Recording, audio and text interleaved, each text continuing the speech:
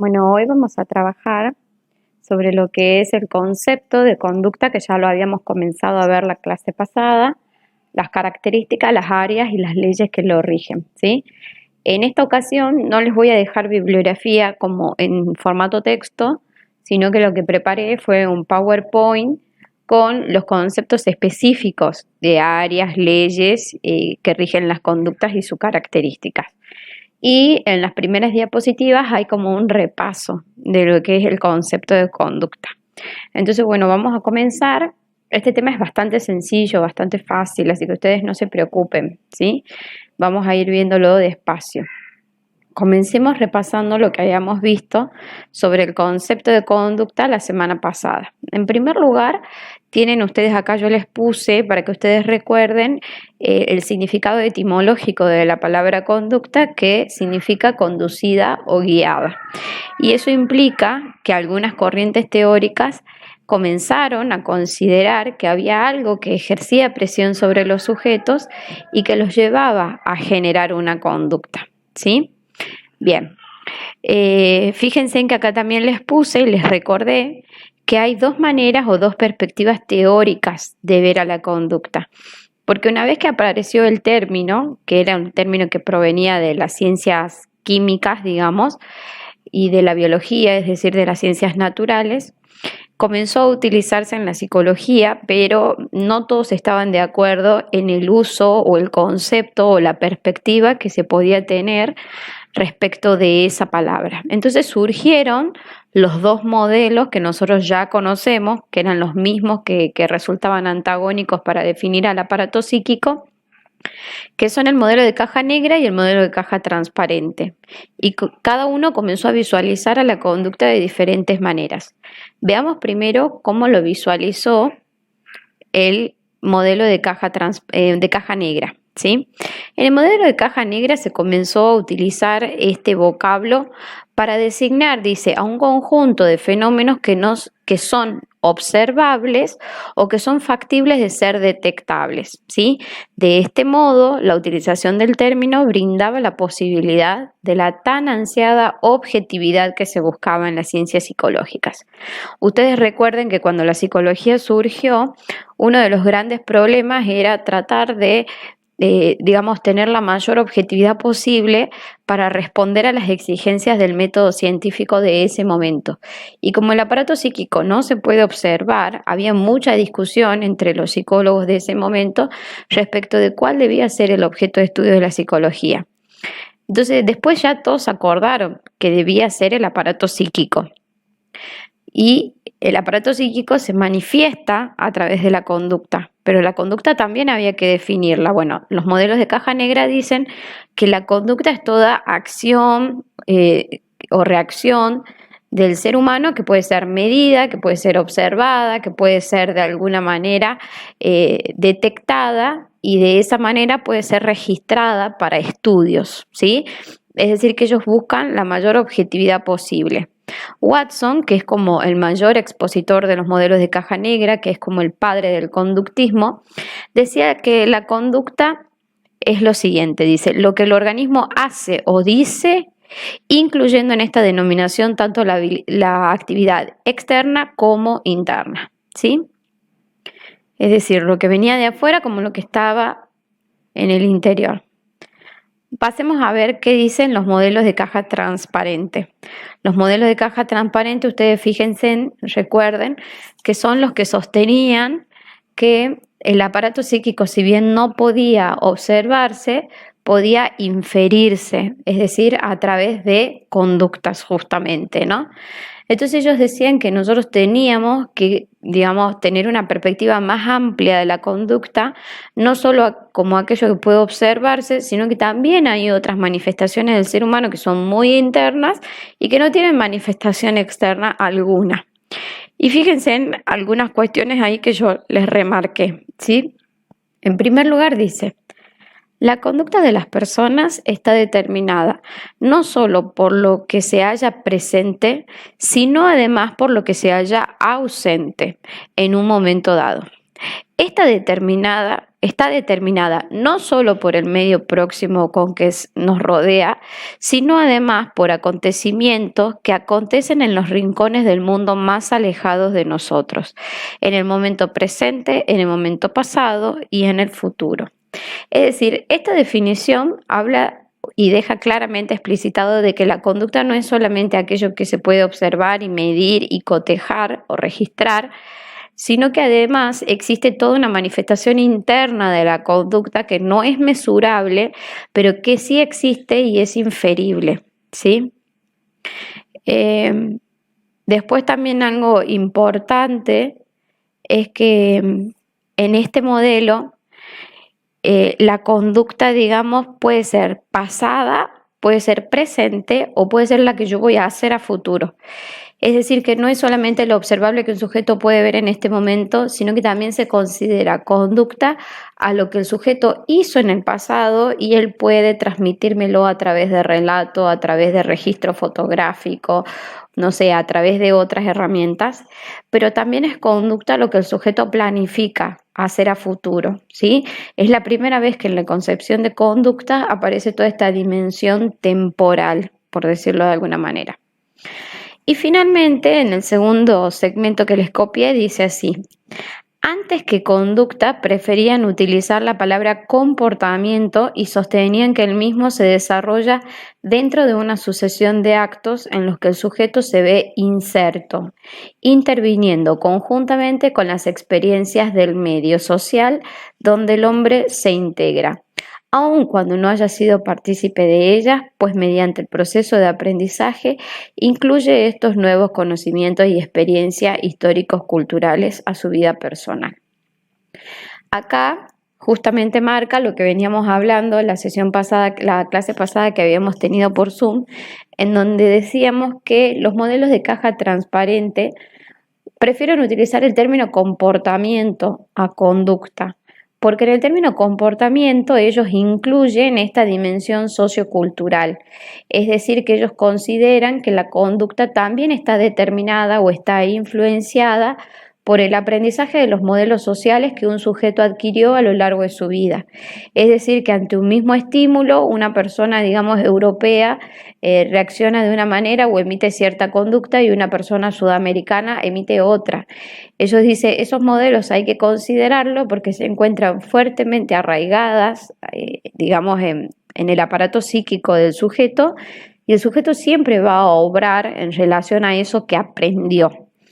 Entonces eso también me parece importante comprenderlo como repaso, ¿sí? Vamos a ver cuáles son un poco las características de la conducta como fenómeno. Y ustedes van a ver acá en la pantalla que son básicamente 4. Y en primer lugar dice, toda conducta es funcional. Esa es la primera característica, que las conductas son funcionales. Es decir, que cumplen un objetivo concreto y tratan de dar respuesta a algo para disminuir las tensiones que se encuentra, las tensiones a las que se encuentra sometido un sujeto. ¿Qué significa esto? Que las conductas surgen cuando el sujeto recibe un estímulo, que puede ser interno, que venga de adentro del cuerpo o de adentro del aparato psíquico de él, o un elemento externo. Por ejemplo, un elemento interno puede ser un recuerdo. Yo reacciono porque me viene a la mente un recuerdo triste, por ejemplo. Y un elemento externo puede ser, bueno, tengo una discusión con mi jefe, ¿sí? Pero siempre en todos los casos la conducta es funcional, es decir, que busca reducir la tensión que le produce ese estímulo, ya sea interno o externo. Porque nosotros ante los estímulos que vienen, que nos aparecen, a los que nos somos sometidos cotidianamente, tenemos que dar una respuesta. Bueno, esa respuesta es la conducta y es la función de la conducta. La función de la conducta es responder a las tensiones que me aparecen y bajar esa tensión, ya sea que los estímulos que me tensionan vengan del interior mío o vengan del exterior. En segundo lugar, la conducta es siempre contextual. Significa que nosotros para interpretarla tenemos que tener en cuenta el contexto en el que se presenta. Hay cosas que cuando uno las ve en el contexto propio, en la interpretación propia del contexto, pueden parecer conductas desajustadas o desadaptadas. Pero hay otras cosas que si nosotros comprendemos el contexto en el que están, son normales. Por ejemplo, si nosotros vemos un adolescente disfrazado caminando por la calle, y bueno, esa conducta nos va a parecer bastante descontextualizada. Sin embargo, cuando nosotros vemos o comprendemos o hablamos con ese adolescente y nos explica que está disfrazado porque va a participar de un acto escolar o de una fiesta de disfraces o sea cual sea el motivo, uno comprende mejor esa conducta y puede decir que es normal y no necesariamente patológica. Entonces, todo lo que un sujeto hace a nivel, digamos, conductual, tiene que interpretarse teniendo en cuenta el contexto, ¿sí? Entonces, hay cosas que nos pueden resultar bastante anormales o patológicas si las miramos así desde nuestro punto de vista, pero que cuando nos ponemos a analizar o a conocer el contexto de esa persona, realmente son como bastante mucho más lógicas que en otras situaciones, ¿sí? La tercera característica de la conducta es que la conducta es dinámica, es decir, uno no mantiene la misma conducta todo el tiempo, sino que teniendo en cuenta cómo los estresores se van presentando y las variables que van interviniendo en cada momento, la conducta va cambiando y se va adaptando, es dinámica y de alguna manera va realizando un recorrido en donde va atravesando las diferentes áreas de la conducta, que ya vamos a ver cuáles son, hasta que llega a una estabilización, ¿sí? Pero lo importante es que es dinámica, va cambiando la conducta del sujeto. Y por último, siempre decimos que la conducta es evolutiva. ¿Y esto qué significa? Que la conducta va cambiando y se va desarrollando teniendo en cuenta la etapa evolutiva del sujeto. Nosotros a cada edad o a cada etapa evolutiva suponemos que ciertas conductas son normales, mientras que en otras etapas ya por ahí quizás no nos resultan tan normales. Por ejemplo, el hecho de usar pañal es normal, es una conducta normal, digamos, en una área o en un momento del desarrollo infantil, por ejemplo, entre los 0 y los 3 años y medio. Pero después, pasado ese tiempo, ya comienza, digamos, a verse que hay algo que por ahí no se está adaptando o hay algo evolutivo que no se está desarrollando y comienza un poco a llamarnos la atención. Entonces, cada conducta tiene que ser evaluada en el sujeto teniendo en cuenta el momento evolutivo por el que está atravesando.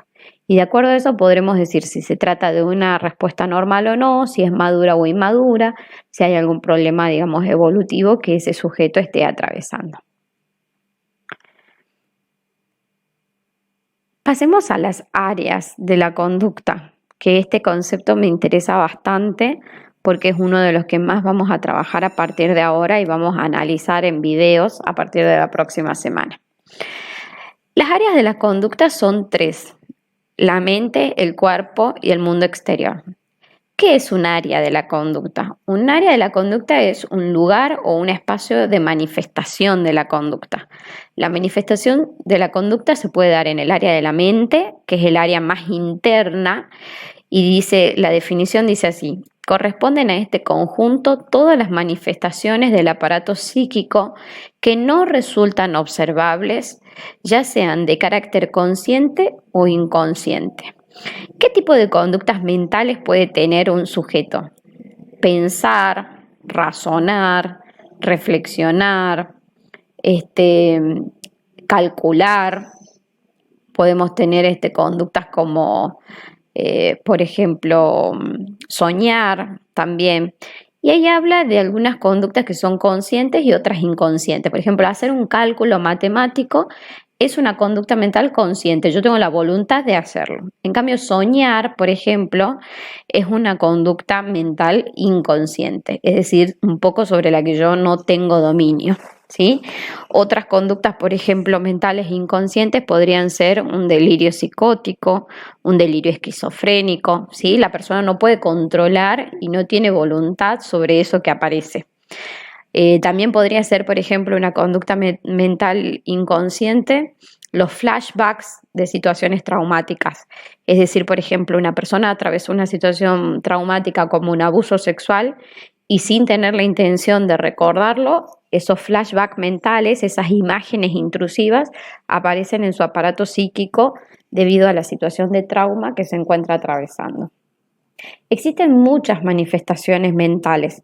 Comiencen a pensar en todas las acciones que ustedes realizan cotidianamente con su mente y van a comenzar a ver que hay como una gran gama de conductas mentales, ¿sí?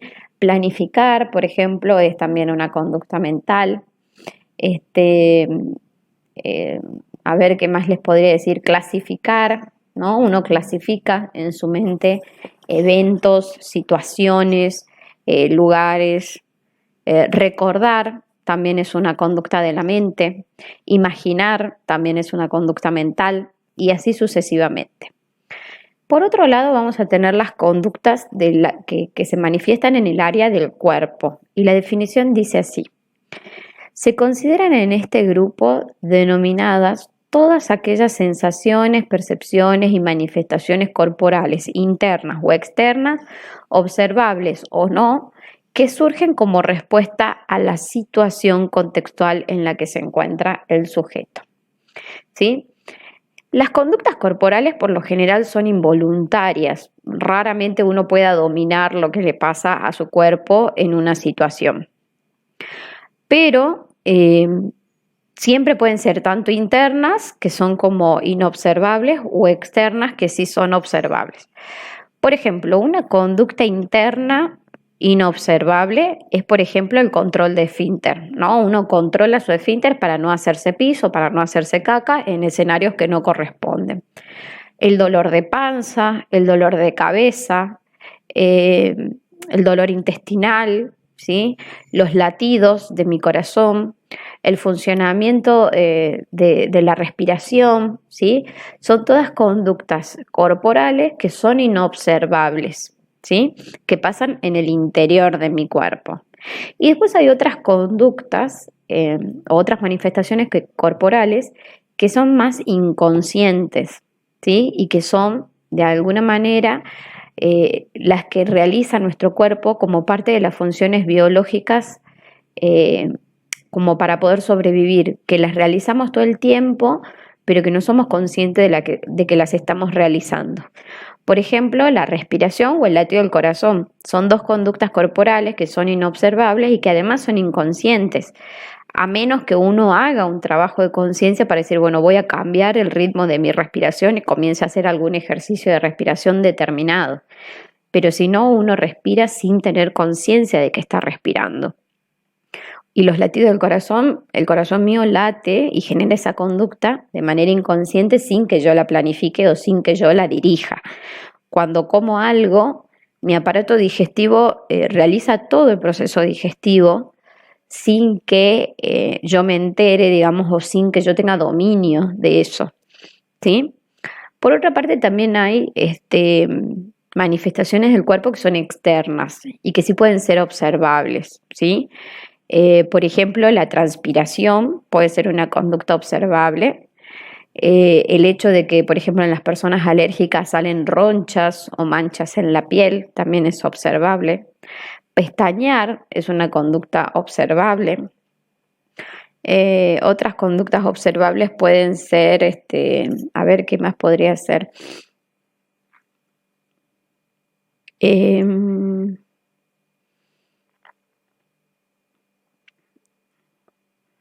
Bueno, las alergias, que ya dije, la respiración cuando se hace consciente, ¿no? Cuando ya yo la domino, puede ser también observable.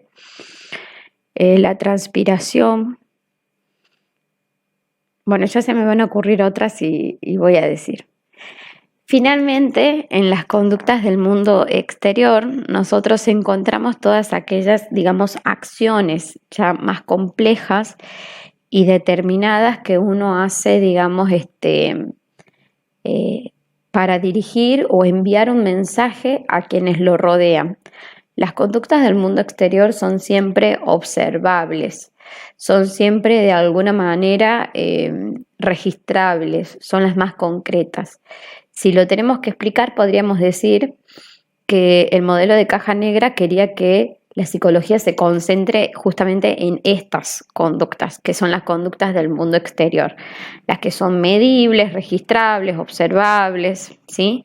El concepto de conducta del mundo exterior dice así: pertenecen a este segmento todas las manifestaciones observables que se realizan para dar respuesta a las tensiones provenientes del exterior del sujeto. Las conductas de esta área pueden ser voluntarias o no. Son voluntarias cuando yo tomo la decisión de ejecutarlas y son involuntarias quizás cuando yo me encuentro en una disminuida conciencia psíquica y no tengo dominio de lo que estoy haciendo. Por ejemplo, cuando una persona está alcoholizada, puede realizar acciones inconscientes, digamos, sin dominio explícito de lo que está haciendo, y eso es una conducta del mundo exterior. Una persona que está bajo una situación de delirio psicológico, una persona que está en una situación de epilepsia, por ejemplo, tiene conductas en el mundo exterior, pero no puede dominarlas, digamos, ¿sí? Otras conductas del cuerpo exteriores que se me están ocurriendo son, por ejemplo, el sonrojamiento, ¿no? Cuando algo nos da vergüenza o nos da pudor, el temblor de nerviosismo también es observable, digamos, o la palidez cuando algo nos pasa, por ejemplo, que nos asusta o nos preocupa, ¿sí? Todas esas también son manifestaciones externas corporales. Algo que nosotros tenemos que comprender es que no es que hay conductas plenamente del mundo exterior, plenamente del cuerpo o plenamente de la mente, sino que fíjense en lo que dicen las leyes de la conducta. Y con esto terminamos. Las leyes de la conducta dicen que en toda conducta, la ley de integración nos dice que en toda conducta siempre se están manifestando las tres áreas. Es decir, cuando una persona tiene o desarrolla su comportamiento, va a tener siempre manifestaciones en el área de la mente, manifestaciones en el área del cuerpo y manifestaciones en el área del mundo exterior. Uno actúa de una manera integrada. Lo que sí hay es una predominancia, como lo dice la segunda ley de la conducta. La ley de la predominancia dice que si bien la conducta se manifiesta en las tres áreas, siempre hay una que es como más fuerte, que domina a las otras dos o se impone sobre las otras dos. ¿Se entiende? Y después hay una ley de alternancia que dice que la predominancia de las leyes de las áreas de la conducta va a ir alternando. En un momento quizás predomina mucho más mi mente, en un momento predomina mucho más mi cuerpo y en un momento puede ser que predomine mucho más, digamos, el área del mundo exterior. Demos un ejemplo como para que ustedes se den una idea. Supongamos que una persona va caminando por la calle y de pronto surge un asaltante que viene o que intenta quitarle sus pertenencias. Según la ley de integración, esa persona va a reaccionar en las tres áreas, es decir, que va a tener conductas mentales, conductas del área del cuerpo y conductas del área de la mente, ¿sí? ¿Qué podría pasar en la mente? Bueno, en la mente van a estar todos esos pensamientos que la persona va teniendo mientras acontece la situación del asalto. Entonces una persona puede pensar, bueno, voy a gritar para que alguien me escuche, digamos, y me dé auxilio. Otra persona puede pensar, bueno, voy a salir corriendo para pedir auxilio. Otra persona puede pensar, bueno, le voy a dar lo que quiere, así se va y me deja tranquila y no me expongo, digamos. Entonces esas son conductas mentales, ¿no? En el área del cuerpo le van a pasar muchas cosas a ese sujeto que está, digamos, siendo asaltado. Puede ser que quede catatónico, que esa también es una conducta del mundo exterior. Que catatónico sería como que nos quedamos quietos, así como paralizados, no podemos hacer nada, ¿sí? Del susto, del impacto que esa situación nos está generando. Puede ser que me ponga pálido, puede ser que comience a transpirar, puede ser que comience a tartamudear, también es una conducta del cuerpo exterior. No sé, me pueden pasar como muchas cosas. Y en el área del mundo exterior puede ser que me pasen otras cosas. Puede ser que corra, y el correr ya es una conducta del mundo exterior. Puede ser que me agarre a piñas con el asaltante, y eso también es una conducta del mundo exterior. Puede ser que le dé mis pertenencias, eso también es una conducta del mundo exterior. Pero siempre una de esas situaciones o una de esas áreas va a estar como predominando. Entonces, por ejemplo, en este momento es tanto el susto o el miedo que tengo que lo que primero reacciona es mi cuerpo y me quedo quieto, me quedo catatónico, ¿sí? Después cambia la predominancia de la conducta, hay una alternación y pasa a predominar, por ejemplo, el mundo exterior. Entonces, digo, no, ¿por qué me tengo que quedar paralizado? Me pongo a pelear con mi atacante, con mi asaltante. Entonces ahí está predominando el mundo externo. Finalmente pierdo la pelea, se lleva el asaltante mis pertenencias y quizás después de eso hay más predominancia en el área mental. Y yo me pongo a pensar, pero qué tonta, ¿para qué me puse a pelear, digamos, con el asaltante? Me podría haber hecho cualquier cosa, le tendría que haber dado las cosas de entrada y que se vaya para resguardar mi seguridad, ¿no? Entonces uno siempre va pasando como por diferentes momentos. Hay momentos que piensas más las cosas, hay momentos que se vuelve más impulsivo, hay momentos, digamos, en el que hay, digamos, una mayor acción en el mundo exterior y eso va cambiando de acuerdo a cómo las situaciones o los estresores se van dando, ¿sí?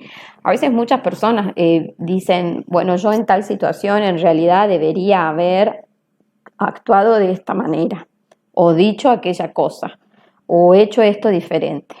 Y fíjense en que en realidad a veces no podemos porque justamente la predominancia de la conducta está puesta en el cuerpo. Entonces hacemos cosas a través del cuerpo.